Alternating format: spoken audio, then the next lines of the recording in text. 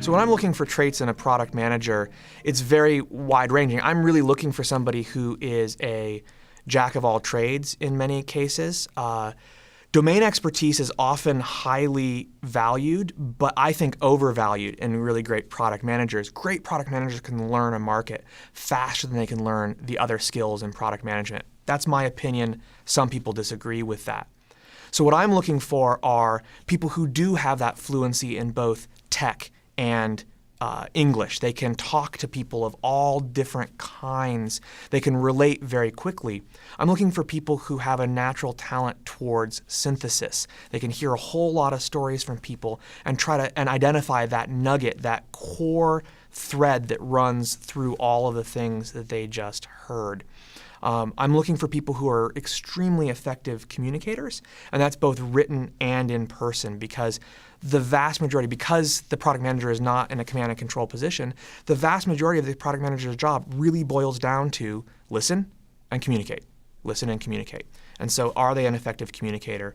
And finally, how fast do they learn? How much do they love that learning and to really dig in and figure out what it is that's going on and search for that next level and that next level and that next level of, it's like that 2-year-old who's always asking why, right? That's a great trait for a product manager, to figure out what is it, 7 levels down, it's like, oh, this is the core thread that connects all these things together. So one of the things that I always tell new prospective product managers is I want them to realize how hard a job it is. And lots of the jobs in software are hard jobs, but product management is hard in a way that other jobs aren't, and quite the same thing, or in the same balance. And that's because of the fact that nobody's reporting to you, typically. Certainly the most important decisions aren't ones that you control 100%, and because it's an influence-driven position.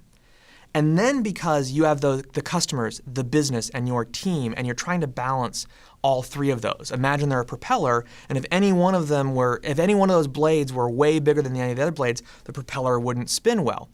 And intellectually, all of those groups know that to be true, but they don't really care. The customers want what they want. The team just wants to be left alone and do stuff and do what's right and they think is right. And the business has goals that they want. And so when you're in the hub, all those demands are coming into you really without a lot of consideration to the other demands coming from the other blades. And so when your job is to balance all those things out and to tell your team why we need to do this thing that kind of seems like BS right now, but it really is the best thing for the business at the time. Or when you're telling the business, yeah, you can tell us to ship that feature, but our customers don't want it, and I don't want to do. Or we need an extra month because if we don't, we're not going to hit the thing, right? You're the person there.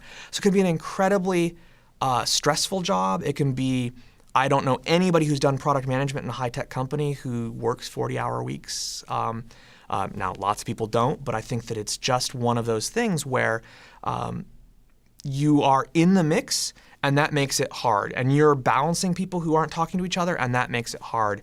And you're doing all of this via influence, very soft skills, and that makes it hard.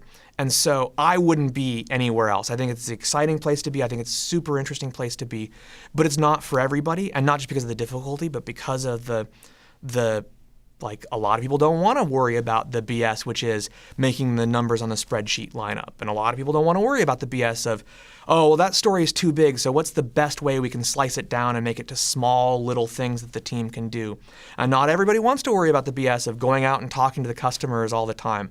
I happen to think that all three of those things are kind of cool, and so that makes me a good product manager. And in fact, that would be a good idea, is if you think that all those kinds of aspects of what is the holistic view of the entire start to end necessary for software, for a project, for anything in technology, then that's a pretty good place to start for product management.